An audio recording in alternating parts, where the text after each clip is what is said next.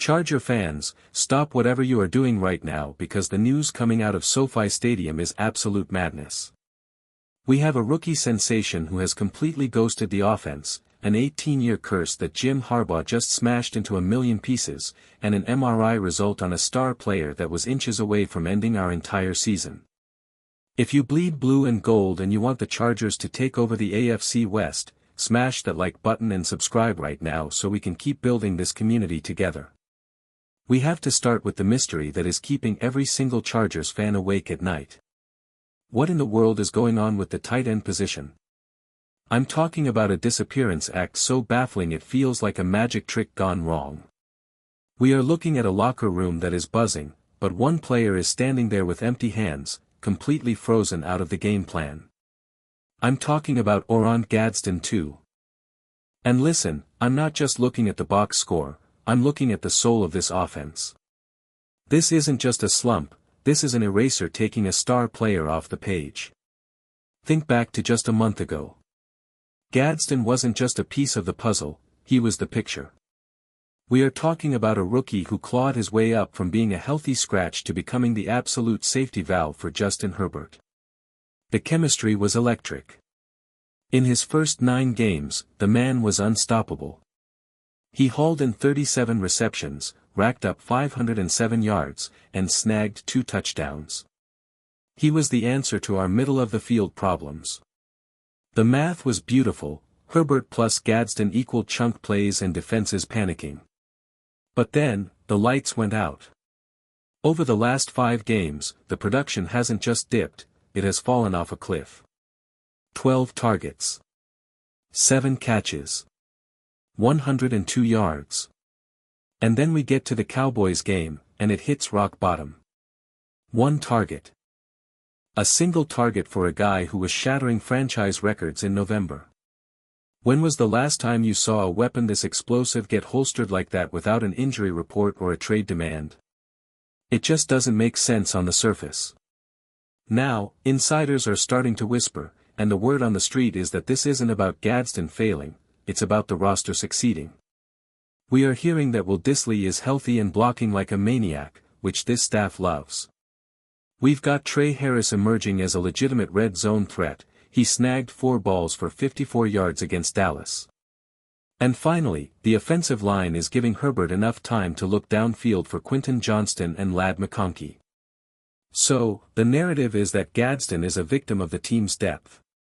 Greg Roman is spreading the love to 8, 9, sometimes 10 different guys.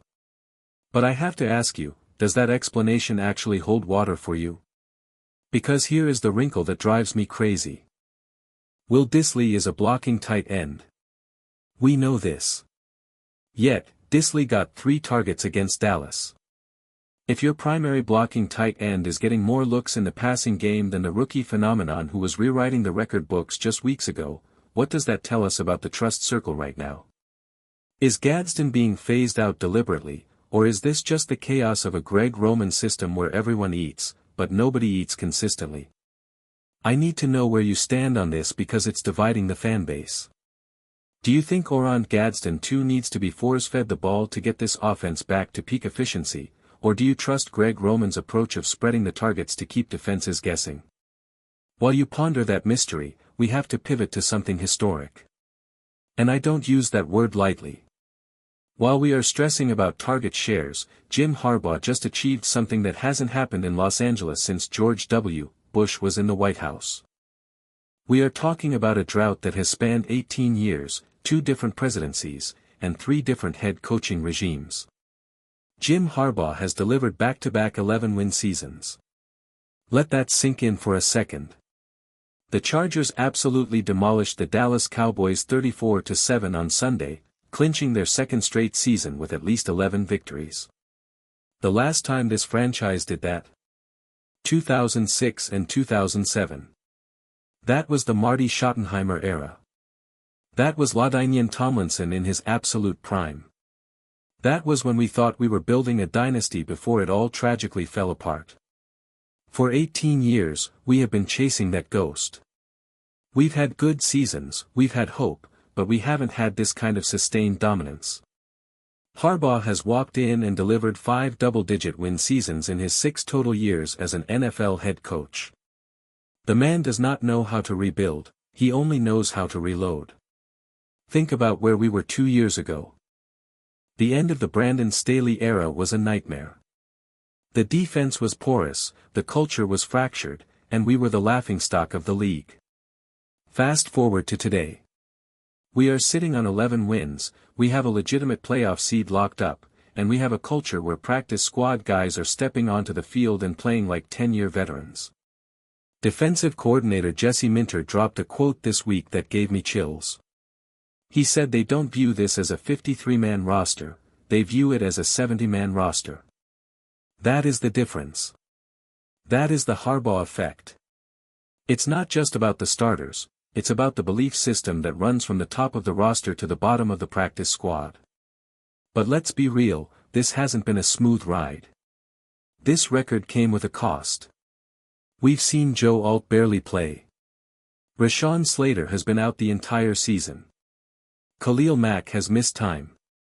The running back room has been held together by duct tape and sheer will. And yet, here we are. We have won 7 of our last 8 games. We have silenced the national media who wrote us off, and we have silenced the doubts in our own heads.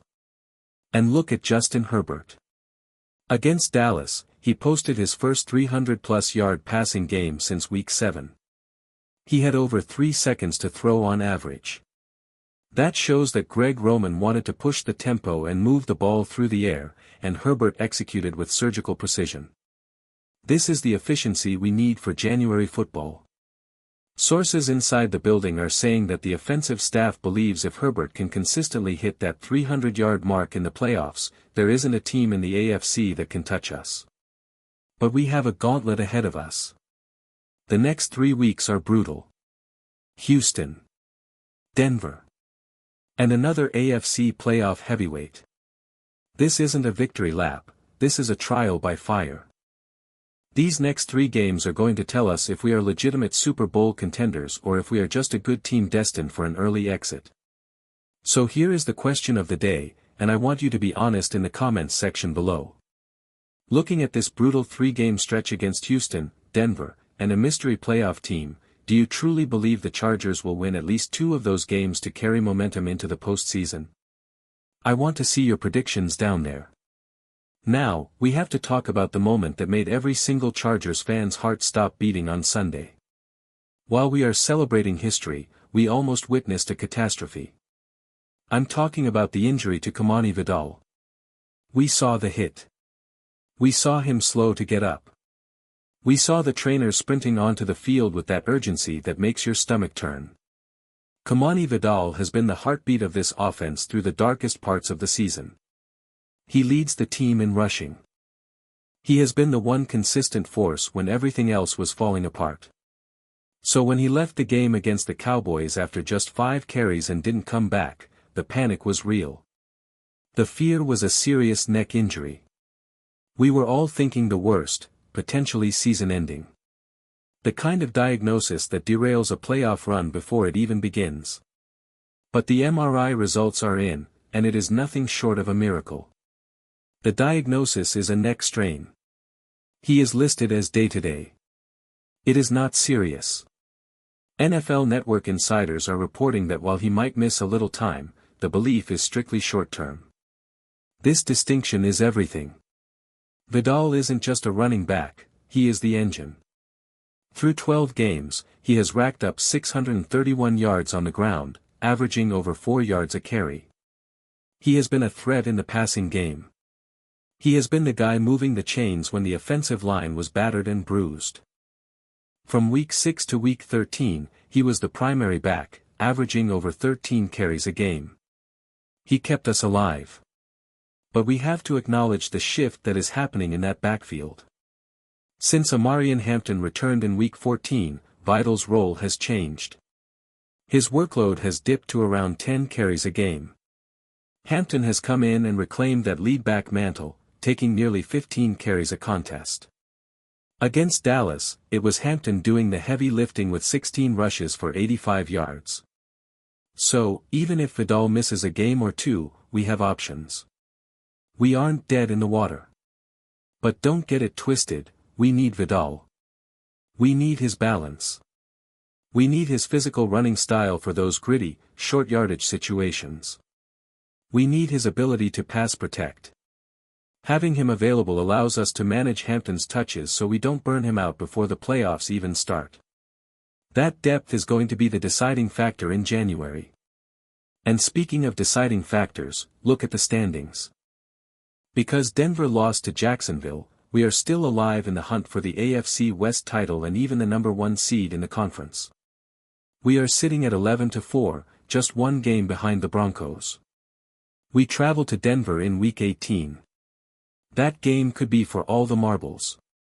The division could literally come down to the final 60 minutes of the season in the thin air of Mile High. If Vidal is healthy for that showdown, I like our odds. I like our toughness. I like our momentum. This team has survived injuries that would have crumbled other franchises. We have survived the doubt. We have survived the noise. And now, we are hunting. Los Angeles isn't chasing hope anymore, Los Angeles is the hope. We just sent a massive message to the entire AFC, we are battered, we are bruised, but we are still standing, and we are dangerous. Think about the formula we have right now. We have Justin Herbert throwing for 300 yards. We have a defense forcing turnovers. We have a running game that goes 2 or 3 deep. The pieces are there. The only question left is execution. So, I need you to do 3 things for me right now. First, if you believe this is the most dangerous Chargers team we have seen in decades, smash that like button. Second, let me know in the comments, are we sweeping these next 3 games, or are we splitting them? And third, make sure you are subscribed because we are going to be covering every single update on Vidal's injury and every snap of this playoff push. But listen closely, because we aren't out of the woods yet. Vidal's status for the Houston game on Saturday is still up in the air until the first injury report drops. If he is out, Amarian Hampton becomes the bell cow, and Hassan Haskins steps into the spotlight. That depth is going to be tested immediately against a Texans defense that is top 10 against the run. And on top of that, the Broncos are making moves. They just cleared cap space and are rumored to be hunting for a defensive playmaker, the exact same player our scouts have been watching. If Denver lands that piece, Week 18 becomes a war. There are also whispers that Jim Harbaugh called a coaches-only meeting late Sunday night. No players. No front office. Just the minds behind the operation. What was said in that room could be the difference between a wild card exit and a Lombardi trophy. We are digging into that story right now, and it is dropping next. Bolt up. The storm is here. We rise together.